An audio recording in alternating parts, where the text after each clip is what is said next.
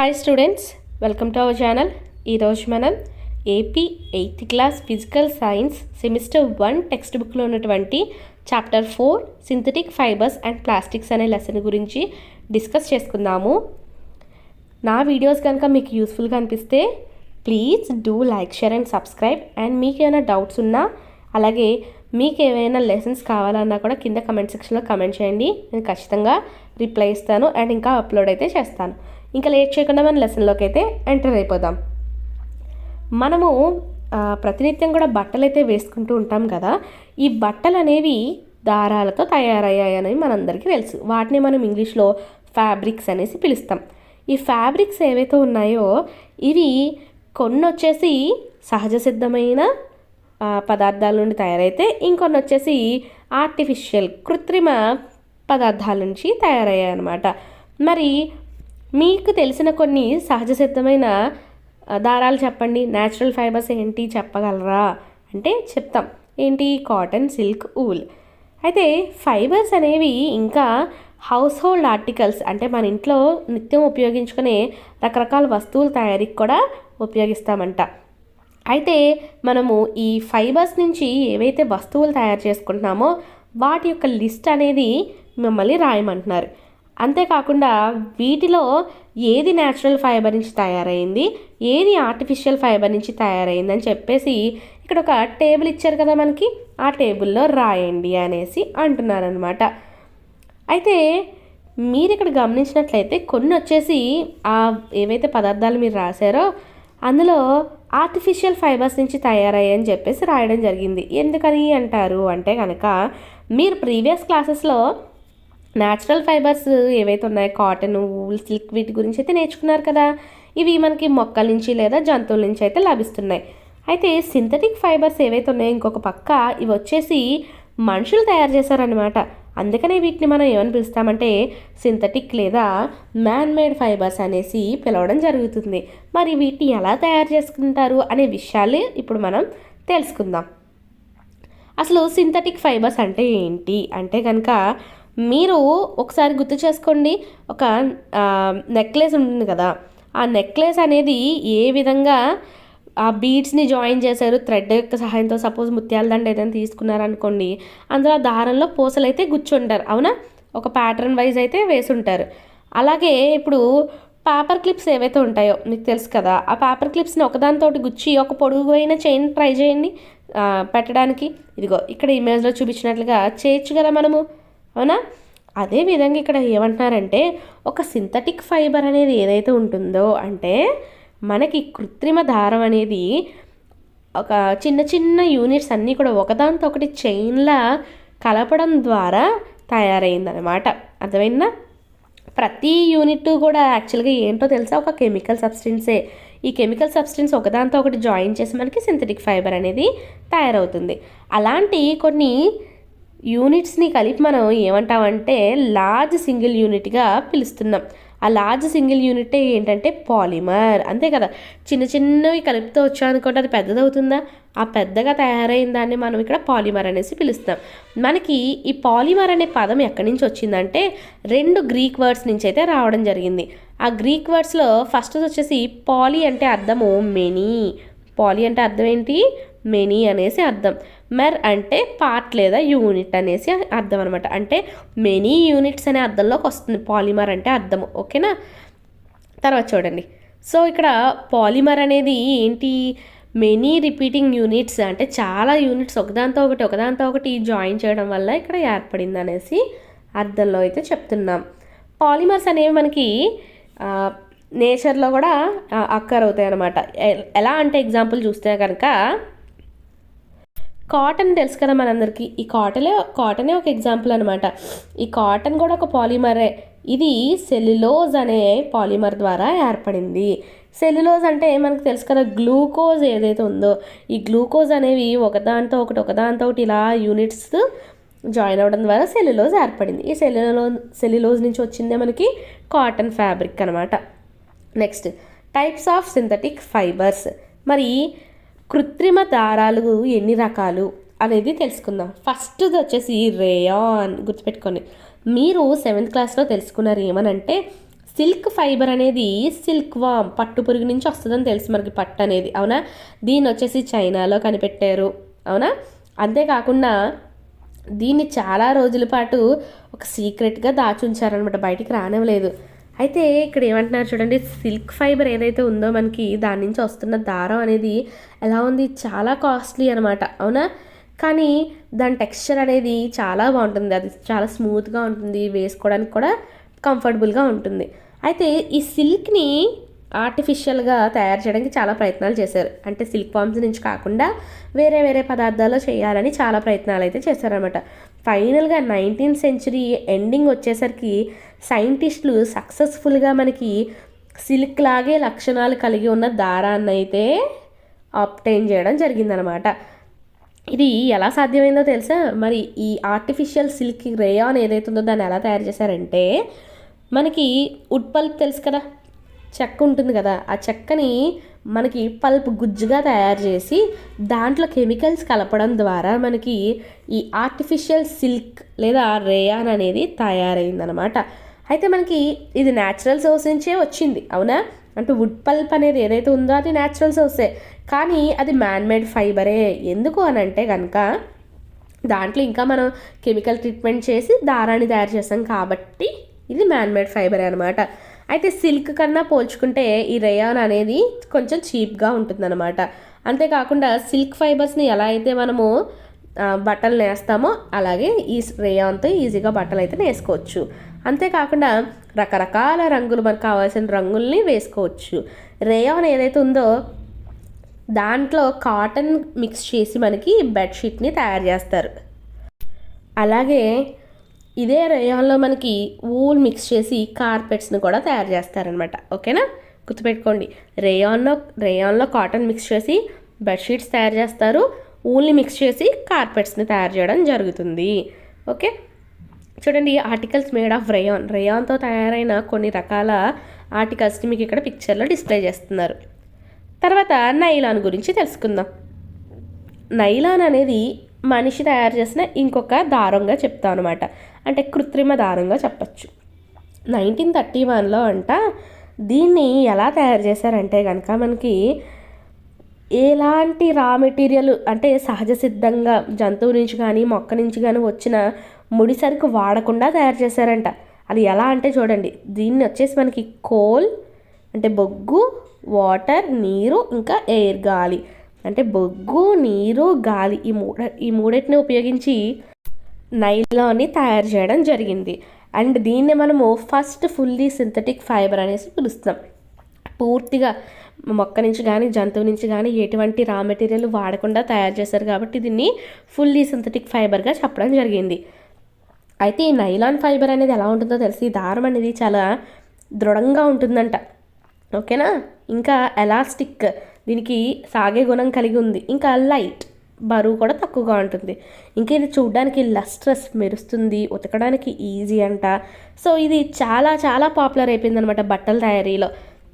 అంతేకాకుండా ఇంకో ఇంపార్టెంట్ విషయం చూడండి, ఈ నైలాన్ ఉపయోగించి మనము సాక్స్, రోప్స్, తాళ్ళు, tents, tooth brushes, car seat belts, sleeping bags, curtains ఇలాంటివన్నీ కూడా తయారు చేస్తామంట.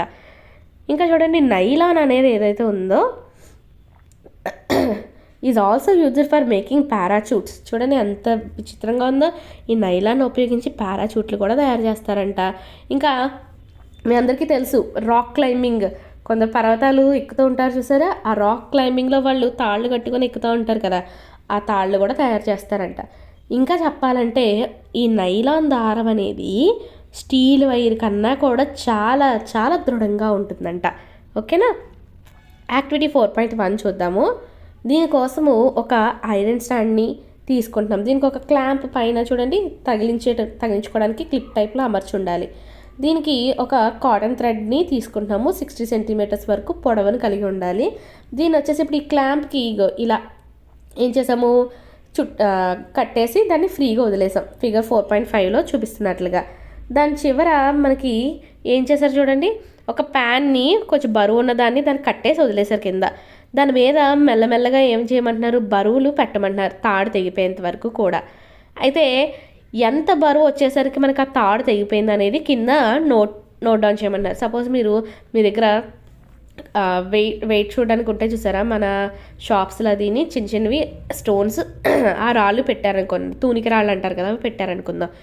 సో ఇక్కడ మీరు ఆ రాళ్ళు యాడ్ చేసే కొద్దీ కూడా ఒకనొక టైంలో ఏమవుతుంది, బ్రేక్ అవుతుంది కదా తాడు అనేది.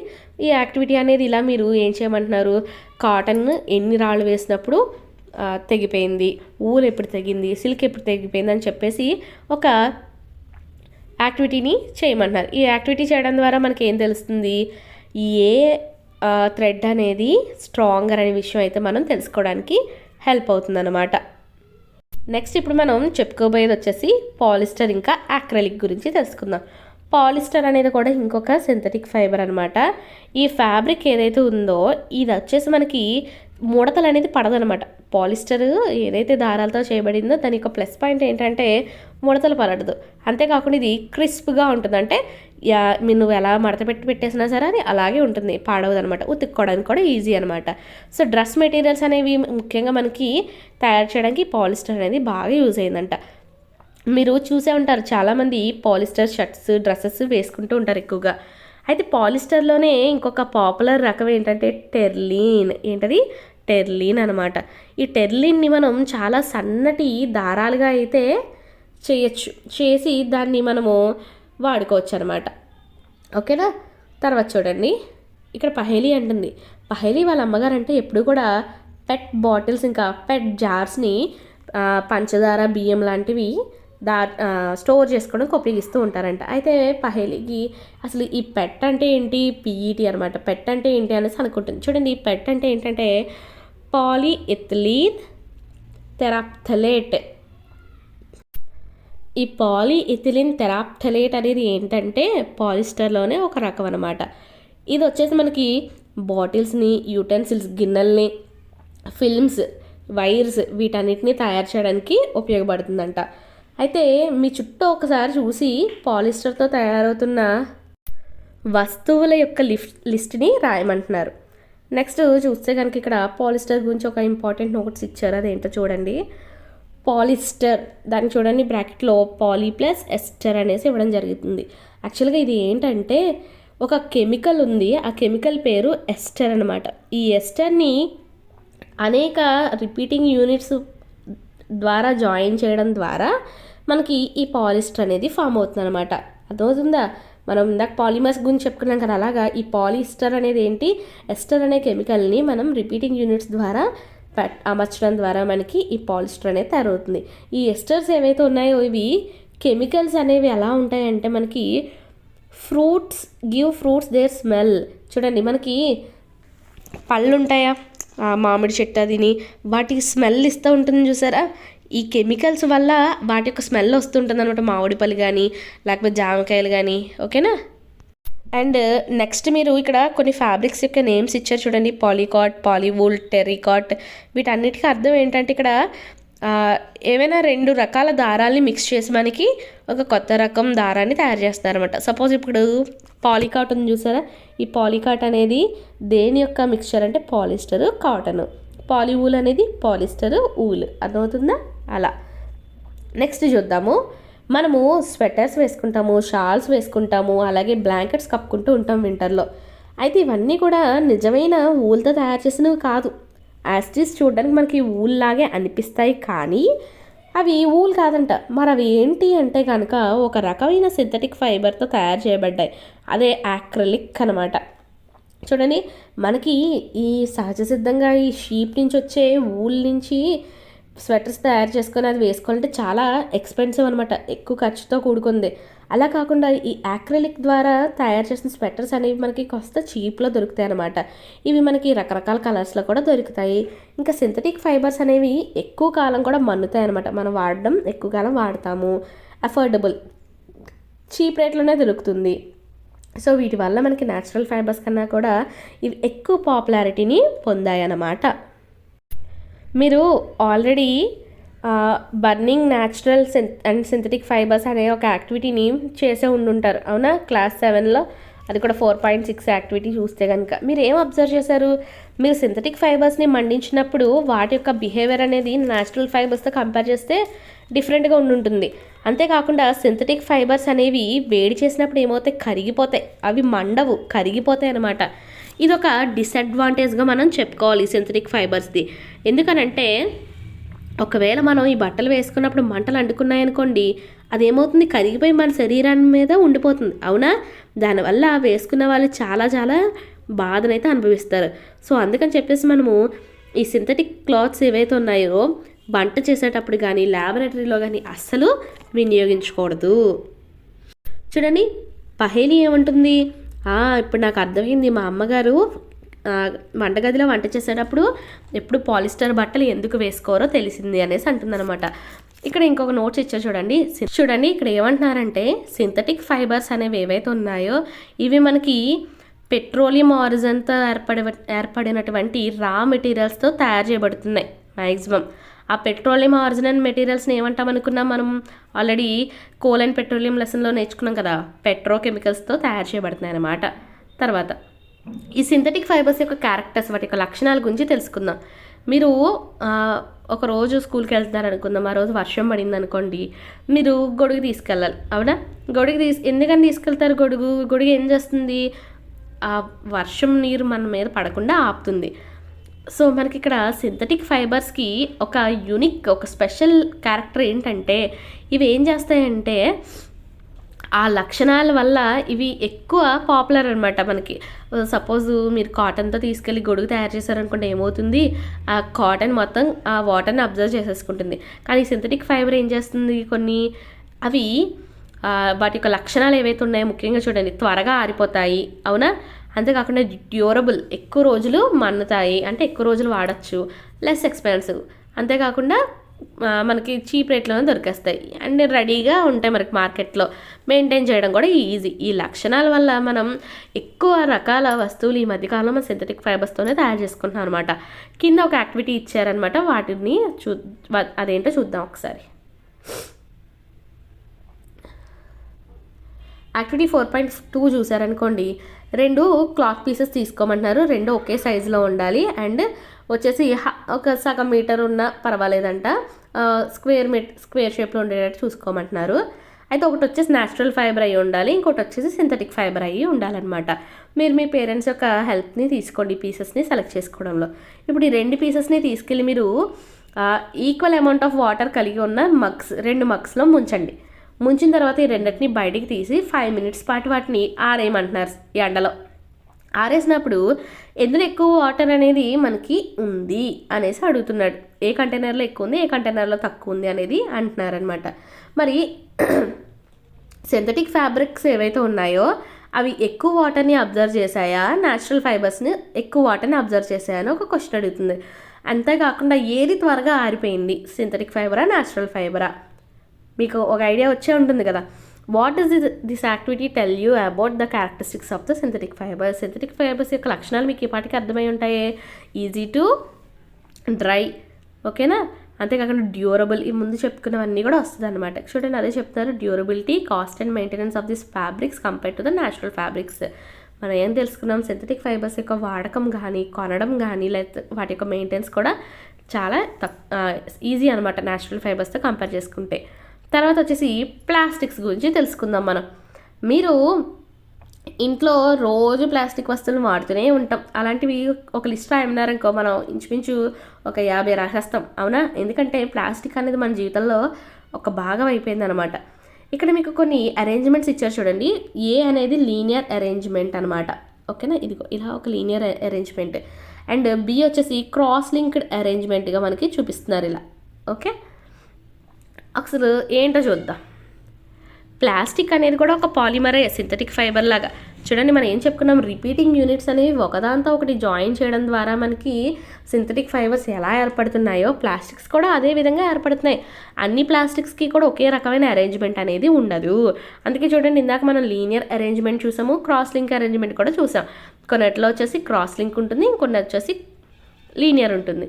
ప్లాస్టిక్ ఆర్టికల్స్ అనేవి ఏవైతే ఉంటున్నాయో వాటికి రకరకాల షేప్స్, సైజెస్ ఉండడం గల కారణం మెయిన్ ఇదే అనమాట. వాటి యొక్క అరేంజ్మెంట్స్ అనేవి డిఫరెంట్గా ఉండడం వల్లే. మరి ఇది ఎలా పాసిబుల్ అయి ఉంటుంది అంటే కనుక ఒకసారి చూడండి. ప్లాస్టిక్ అనేది ఈజీలీ మోల్డబుల్. మనం ఎలా కావాలితే అలా దాన్ని మనం మార్చుకోవచ్చు అనమాట. ఏ షేప్లో కావాలితే ఆ షేప్లో పెట్టుకోవచ్చు. ఓకేనా. ప్లాస్టిక్ అనేది రీసైకిల్ చేసుకోవచ్చు, రీయూజ్ చేసుకోవచ్చు, ఇంకా కలర్ కూడా వేసుకోవచ్చు, అండ్ వాటిని కరిగించవచ్చు. అంతేకాకుండా షీట్స్గా మార్చవచ్చు, వైర్లుగా కూడా మార్చవచ్చు. అందుకనేసి ప్లాస్టిక్ని చాలా ఎక్కువగా విపరీతంగా వాడటం అయితే జరుగుతుంది ఈ రోజుల్లో. ఓకేనా. ఇప్పుడు పాలిథీన్ గురించి చూద్దాం. ఈ పాలిథీన్ అంటే బ్రాకెట్లో చూడండి ఇచ్చారు, పాలీ ప్లస్ ఈథిన్. ఇది కూడా ఒక రకమైన ఎగ్జాంపుల్ అనమాట ప్లాస్టిక్కి. దీన్ని వచ్చేసి మనం ముఖ్యంగా పాలిథీన్ బ్యాగ్స్ని తయారు చేయడానికి ఉపయోగిస్తూ ఉంటాం. చూడండి, మనకి ఇంట్లో చిటికి మాటికి అవసరమైనప్పుడల్లా ప్లాస్టిక్ బ్యాగ్, ప్లాస్టిక్ కవర్ అంటూ ఉంటాం కదా, అది పాలిథీన్తోనే తయారవుతుంది అనమాట. మీరు ఒక ప్లాస్టిక్ని బెండ్ చేయగలరా, చేయలేరా? సపోజ్ మీ చేతిలో ఉన్నది బెండ్ అయింది. సపోజ్ అన్ని ప్లాస్టిక్స్ని బెండ్ చేయగలమా అంటే చెయ్యలేము. కొన్ని ప్లాస్టిక్స్ని అయితే ఈజీగా మనము వాటిని వంచవచ్చు, విరచచ్చు. కానీ కొన్నిటిని వచ్చేసి మనము బెండ్ చేయలేం, అంటే విరగొట్టలేము, అలానే వంచలేము. అలాగే కొన్ని బాటిల్స్ ఏమవుతాయి, వేడి నీళ్ళు వేసారనుకో మీరు, వెంటనే అవి డీఫామ్ అయిపోతాయి, కరిగిపోతాయి. అలాంటి ప్లాస్టిక్ ఏదైతే మనం వేడి చేసినప్పుడు వెంటనే కరిగిపోతుందో దాన్ని మనం ఏమనాలంటే ఆ ప్లాస్టిక్ని థర్మో ప్లాస్టిక్స్ అనేసి పిలవాలి. ఓకేనా. అర్థమవుతుందా మీకు నేను చెప్పింది? ఏ ప్లాస్టిక్ అయితే మనము ఈజీగా వేడి చేసినప్పుడు వాటి యొక్క షేప్ని అవి కోల్పోతున్నాయో వాటిని థర్మో ప్లాస్టిక్స్ అని పిలుస్తాం. పాలిథిన్ ఇంకా పీవీసీ ఏవైతే ఉన్నాయో ఇవి థర్మో ప్లాస్టిక్స్కి ఎగ్జాంపుల్స్ అనమాట. ఇవి వచ్చేసి మనకి బొమ్మలు తయారు చేయడానికి, దువ్వెలు తయారు చేయడానికి, ఇంకా డబ్బాలు తయారు చేయడానికి వాడుతూ ఉంటారు థర్మో ప్లాస్టిక్స్ని, గుర్తుపెట్టుకోండి. తర్వాత ఇంకో పక్కన చూసుకుంటే కొన్ని ప్లాస్టిక్స్ ఏవైతే ఉన్నాయో ఒక్కసారి వాటిని ఒక షేప్లో పెట్టేసిన తర్వాత అవి వేడి చేసినా కూడా కరగవన్నమాట. వీటినే థర్మో సెట్టింగ్ ప్లాస్టిక్స్ అని పిలుస్తాం.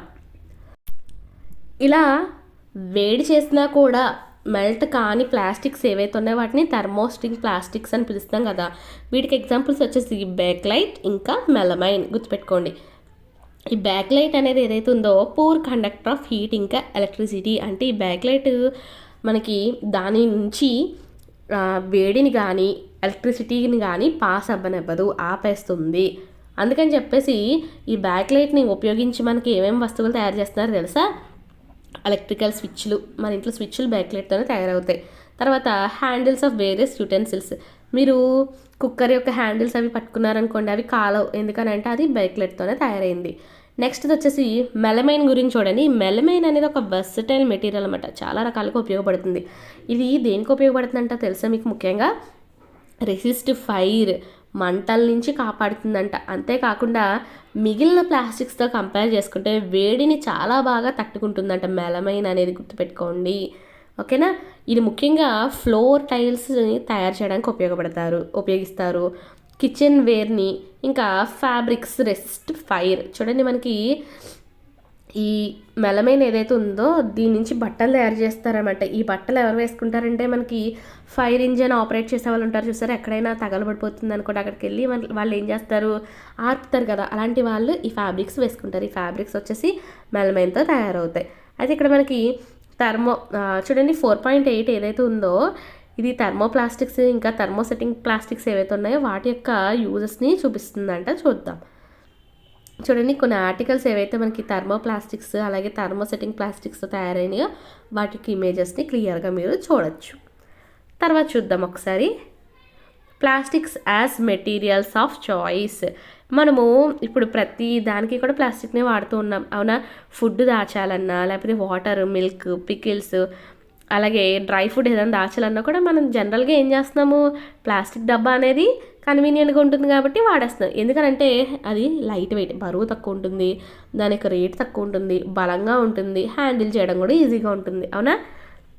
అయితే మిగిలిన మెటల్స్తో పోల్చుకుంటే ప్లాస్టిక్స్ అనేవి చాలా లైట్గా ఉంటాయి, బరువు అనేది తక్కువగా ఉంటాయి. ప్లాస్టిక్స్ అనేవి ఇంకా ఎక్కడెక్కడ వాడుతున్నారంటే చూడండి, కార్స్లో, ఎయిర్ క్రాఫ్ట్స్లో, స్పేస్ క్రాఫ్ట్స్లో కూడా వాడుతున్నారంట ఈ ప్లాస్టిక్ని. ఈ లిస్ట్ అనేది చెప్పుకుంటూ పోతే అసలు ఎండ్లెస్ అనమాట మొదలు పెడితే కనుక. చూడండి, చెప్పులు, మనం వేసుకునే చెప్పులు కానీ, మనం కూర్చునే ఫర్నిచర్, డెకరేషన్ పీసెస్, ప్లాస్టిక్ పువ్వులు కూడా వచ్చేసినాయి. ఇప్పుడు మీరు అందరూ చూసే ఉంటారు, చాలామంది అమ్మాయిలు పెట్టుకుంటూ ఉన్నారు, అవునా? ఇలా రకరకాల వస్తువులు ప్లాస్టిక్స్తో తయారు చేస్తున్నారు. అయితే ఇప్పుడు మనం ఏం తెలుసుకోబోతున్నామంటే ఈ ప్లాస్టిక్స్ యొక్క ప్రాపర్టీస్ ఏవైతే ఉన్నాయో వాటి ధర్మాలు, వాటి యొక్క లక్షణాలని తెలుసుకుందాం. ప్లాస్టిక్ అనేది నాన్ రియాక్టివ్, అంటే ప్రతిచర్య జరపదనమాట. మీ అందరికీ తెలుసు ఐరన్ లాంటి మెటల్స్ ఏం చేస్తాయి, అవి అలా గాల్లో వదిలేసామనుకోండి కొన్ని రోజులకి వెంటనే అది తుప్పు పట్టేస్తుంది, అవునా? కానీ ప్లాస్టిక్స్కి అలా జరగదు. అది వాటర్లో, ఎయిర్లో పెట్టినా కూడా తుప్పు పట్టదు, ఓకేనా? అందుకని చెప్పేసి మనకి రకరకాల వస్తువులను దాచడానికి, ముఖ్యంగా కెమికల్స్ని కూడా దాచడానికి ప్లాస్టిక్స్ని వాడుతున్నారంట. తర్వాత చూడండి, plastic is light, strong and durable. Plastic అనేది ఎలా ఉంటుంది, మీ పేరెంట్స్ ఒకసారి మీరు మాట్లాడారనుకోండి, అంటే అమ్మమ్మ తాతయ్య, నానమ్మ తాతయ్యతో మాట్లాడారనుకో, వాళ్ళు ఏం బకెట్స్ వాడేవారంట పూర్వం, మీరు చూసే ఉంటారు. ఇప్పటికీ కొందరు ఇళ్ళల్లో అటక మీద ఉంటూ ఉంటాయి ఇత్తడి బకెట్లు, సేవెండి బకెట్లు కనిపించే ఉంటాయి. అయితే వాళ్ళు ఇప్పుడేం వాడుతున్నారు, ఇప్పుడు మనందరం ప్లాస్టిక్వే వాడుతున్నాం, అవునా? అయితే ప్లాస్టిక్ కంటైనర్స్ వాడడం వల్ల అడ్వాంటేజ్ ఏంటి అంటే కనుక, ఈ ప్లాస్టిక్ అనేది లైట్, ముందుగా బరువు తక్కువ ఉంటుంది, స్ట్రాంగ్గా ఉంటున్నాయి, డ్యూరబుల్, ఎక్కువ రోజులు వాడుతున్నాము. అంతేకాకుండా రకరకాల షేప్స్లో, సైజెస్లో ఎలా కావాలితే అలా వాటిని తయారు చేసేసుకోవచ్చు. అంతేకాకుండా వేరియస్ పర్పసెస్ కూడా వాడుతూ ఉన్నాం. ప్లాస్టిక్స్ ఏవైతే ఉన్నాయో అవి జనరల్గా చీపర్గా ఉంటాయి, అంటే రేట్ అనేది తక్కువ అనమాట మెటల్స్తో పోల్చుకుంటే. అందుకని చెప్పేసి ఇండస్ట్రీస్లో, హౌస్ హోల్డ్స్లో కూడా చాలా పెద్ద ఎత్తున ప్లాస్టిక్స్ని వాడుతూ ఉన్నారనమాట. అయితే మీరు మీ డైలీ లైఫ్లో ఏమేమి వస్తువులు ప్లాస్టిక్తో తయారైనవి వాడుతున్నారో తను ఒక లిస్ట్ అనేది రాయమంటున్నారు. ఇక్కడ మీరు గమనించాల్సిన విషయం ఏంటంటే, ప్లాస్టిక్స్ అనేవి హీట్ ఇంకా ఎలక్ట్రిసిటీ ఏవైతే ఉన్నాయో ఈ రెండింటికి పూర్ కండక్టర్స్, అంటే వాటి నుంచి పాస్ అవ్వనివ్వవు. అందుకనేసి మనకి ఎలక్ట్రిక్ వైర్స్ యొక్క పైన కవరింగ్ అనేది దేంతో చేసి ఉంటుంది, ప్లాస్టిక్తోనే ఉంటుంది. అలాగే స్క్రూ డ్రైవర్ పైన కూడా చూసారనుకో ప్లాస్టిక్ హ్యాండిలే ఉంటుంది, ఓకేనా? అయితే పైన చెప్పినట్లుగా మనము ఫ్రైయింగ్ ప్యాన్స్ ఇవన్నీ కూడా ప్లాస్టిక్తోనే చేసుకుంటున్నాం. ఇక్కడ డిడ్ యూ నో చూడండి ఒకసారి, ప్లాస్టిక్స్ అనేవి ఏవైతే ఉన్నాయో అవి హెల్త్ కేర్ ఇండస్ట్రీలో కూడా చాలా పెద్ద ఎత్తున వాడతారంట. కొన్ని ఎగ్జాంపుల్స్ ఏంటంటే, ట్యాబ్లెట్స్ యొక్క ప్యాకేజింగ్కి, దారాల తయారీకి. చూడండి, ఎవరికైనా దెబ్బ తగిలిందనుకో కుట్లు వేస్తారు చూసారా, ఆ దారం దేంతో తయారవుతుంది, ప్లాస్టిక్తోనే తయారవుతుంది. ఇంకా సిరెంజ్ తెలుసు కదా మీకు, ఇంజెక్షన్ చేస్తారు కదా సిరెంజ్కి, డాక్టర్ గారు వేసుకునే గ్లౌస్కి, ఇంకా చాలా పెద్ద ఎత్తున మెడికల్ ఇన్స్ట్రుమెంట్స్ అన్నీ కూడా ప్లాస్టిక్తోనే తయారవుతుందంట. ఇంకా స్పెషల్ ప్లాస్టిక్ కుక్వేర్ కూడా తయారు చేస్తున్నారు ఈ మధ్య. మనకి తక్కువ కానీ సిటీస్లో చూసారనుకోండి మైక్రోవేవ్ ఓవెన్స్ అని ఉంటాయి. అవి అందులో ఏంటి ఫుడ్ అనేది వేడి చేసుకోవడానికి, వండుకోవడానికి వాడుతుంటారు చూసారా. అందులో స్పెషల్గా ఆ మైక్రోవేవ్ ఓవెన్లో కూడా పనిచేయడం కోసం స్పెషల్ ప్లాస్టిక్ కుక్వేర్ని తయారు చేస్తారనమాట. మైక్రోవేవ్ ఓవెన్స్లో మనకి హీట్ అనేది ఏదైతే ఉందో అది ఫుడ్ని కుక్ చేస్తుంది, కానీ ఆ ప్లాస్టిక్ వెజల్ పాడవకుండా తయారు చేస్తారంట. అలాగే మీరు కొన్ని డబ్బాల మీద చూసారనుకోండి, మైక్రోవేవ్లో పెట్టుకోవచ్చు అనేసి అందులో రాసి ఉంటుంది. తర్వాత మీరు చూసే ఉంటారు, ఒక స్పెషల్ ప్లాస్టిక్ని వాడుతున్నారనమాట. ఆ ప్లాస్టిక్ మీద ఏంటంటే నూనె కానీ నీళ్లు కానీ అతుక్కో. ఆ స్పెషల్ ప్లాస్టిక్ ఏంటంటే టెఫ్లాన్, ఓకేనా? ఇది ముఖ్యంగా దేనికి వాడుతున్నారంటే నాన్ స్టిక్ ప్యాన్స్కి అనమాట. దోశలు వేసుకోవడానికి అది వాడుతూ ఉంటారు, మీరు గమనించే ఉంటారు. దాని మీద ఉన్న లేయర్ ఏంటి, ప్లాస్టిక్కే, అది టెఫ్లాన్ అనే ఒక ప్లాస్టిక్ అనమాట. ఇంకా చూడండి, fire proof plastics. Synthetic fibres అనేవి మనం ఏం చెప్పుకున్నాము, ఈజీగా క్యాచ్ చేసేస్తాయి ఫైర్ అనేసి అనుకున్నాం కదా. అయితే ఇక్కడ చూడండి, ఇందాక మనం డిస్కస్ చేసుకున్నాం కదా, మెలమైన్ అనేది ఏదైతే ఉందో ఈ ప్లాస్టిక్ వల్ల ఫ్లేమ్ రెసిస్టెంట్, ఫైర్మెన్ ఉంటారు చూసారా, ఎక్కడైతే మనకి పాపం ఫైర్ అనేది అంటుకుందో అక్కడ వాళ్ళు ఆపడానికి వచ్చిన వాళ్ళు ఈ రకమైన బట్టలు వేసుకొని వాళ్ళు అక్కడ ఉన్న జనాన్ని కాపాడుతున్నారన్నమాట మంటలు ఆర్పడం ద్వారా. Next, plastics and the environment చూద్దాము. మనం మార్కెట్కి వెళ్ళినప్పుడు జనరల్గా మనం ఏం చేస్తాము, ప్లాస్టిక్లో లేదా పాలిథిన్ బ్యాగ్స్లో వస్తువులు అనేవి పెట్టుకొని వచ్చేస్తూ ఉంటాం, అవునా? ఎందుకనంటే ఇది ఒక రీజన్గా మనం చెప్పుకోవచ్చు. ప్లాస్టిక్ అనేది మెల్లమెల్లగా మనకి ఇళ్ళలో ఉండిపోతుంది ఎక్కువగా అని చెప్పి, అవునా, ఈజీగా క్యారీ చేసేస్తున్నాం అని చెప్పి తెచ్చేసుకుంటూ ఉన్నాం ఇంట్లో. దీనివల్ల ఏమవుతుంది, చాలా పెద్ద ఎత్తున చెత్త అనేది ఫామ్ అయిపోతుంది. ఈ ప్లాస్టిక్ అనేది ఇలా పెద్ద ఎత్తున ఏర్పడడం అనేది ఒక మేజర్ ప్రాబ్లం తెలుసా మీకు. ఎందుకు అని అంటే కనుక, material which gets decomposed through natural processes such as action by bacteria is called biodegradable. చూడండి, మీకు ఎన్ఎస్లో న్యాచురల్ సైన్స్ లెసన్స్లో వస్తుంది ఏంటి, ఏ మెటీరియల్ అయితే మనకి న్యాచురల్ ప్రాసెస్ ద్వారా డికంపోజ్ అవుతుందో, అంటే సూక్ష్మజీవులు ఉంటాయి కదా, మైక్రో ఆర్గానిజమ్స్, బ్యాక్టీరియా, అవి ఏం చేస్తాయి, ఆ వస్తువును కుళ్ళిపోయేటట్టు చేసి ఈ మట్టిలో కలిసిపోయేలా చేస్తాయి చూసారా. అలాంటి వస్తువుని బయోడిగ్రేడబుల్ అంటాం. అంటే ఇప్పుడు పళ్ళ తొక్కలు కానీ, కూరగాయల తొక్కలు కానీ, ఆకులు కానీ, ఇవన్నీ కూడా బయోడిగ్రేడబుల్. కొన్ని రోజులకి మనకి సాయిల్లో కలిసిపోతాయి. కానీ ఏ మెటీరియల్ అయితే మనకి ఈ ప్రాసెస్లో మట్టిలో కలవట్లేదో వాటిని నాన్ బయోడిగ్రేడబుల్ అని చెప్పేసి పిలవడం జరుగుతుంది. ఇక్కడ మనకి ప్లాస్టిక్తో వచ్చిన ప్రాబ్లం ఏంటంటే ఇది నాన్ బయోడిగ్రేడబుల్, అంటే భూమిలో కలవట్లేదు. చూడండి ఇక్కడ మనకి టేబుల్లో క్లియర్గా ఇచ్చారు.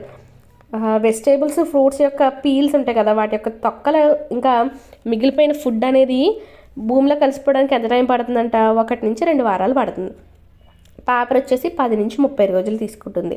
కాటన్ క్లాత్ వచ్చేసి 2 నుంచి 5 నెలల్లో భూమిలో కలిసిపోతుంది.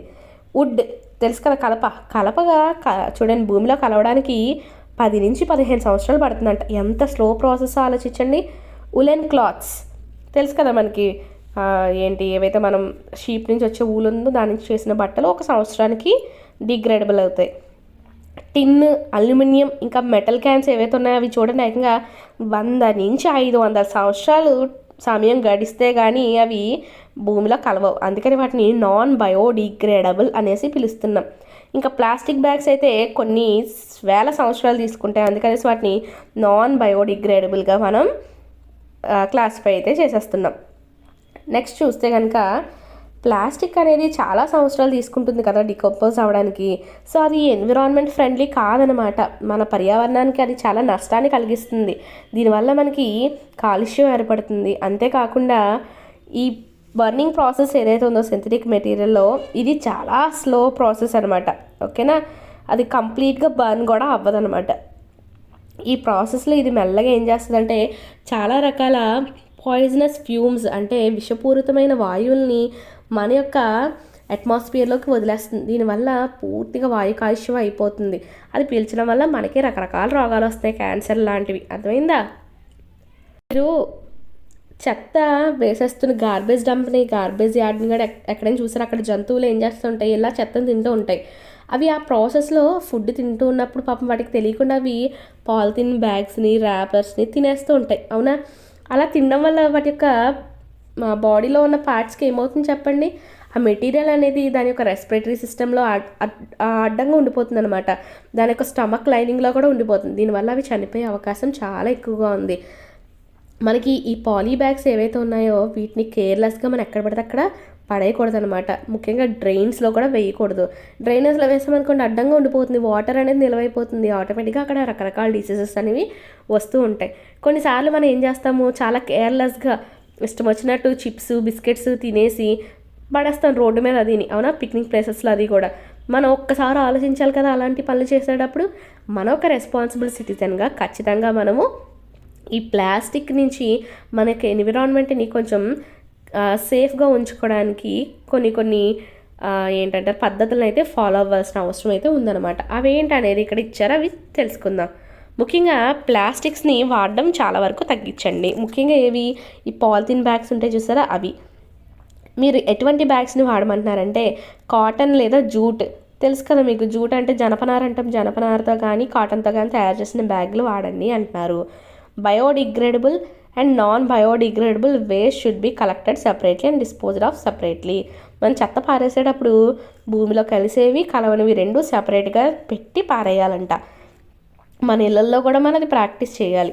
తర్వాత ఇంకా ఏమైనా మీరు వేస్ట్ చెప్పగలరా ప్లాస్టిక్ మెటీరియల్స్ ఏని వాడడం తగ్గించడానికి అని మిమ్మల్ని కూడా అడుగుతున్నారు. ఖచ్చితంగా మనము ఈ ప్లాస్టిక్ వేస్ట్ ఏదైతుందో దాన్ని రీసైకిల్ చేయాల్సిన అవసరం అయితే ఉంది. చాలా వరకు థర్మోప్లాస్టిక్స్ అన్నీ కూడా రీసైకిల్ చేయబడతాయి. ఓకేనా, ఒక లిస్ట్ని రాసుకోండి ఏవేవైతే రీసైకిల్ చేయబడుతున్నాయో.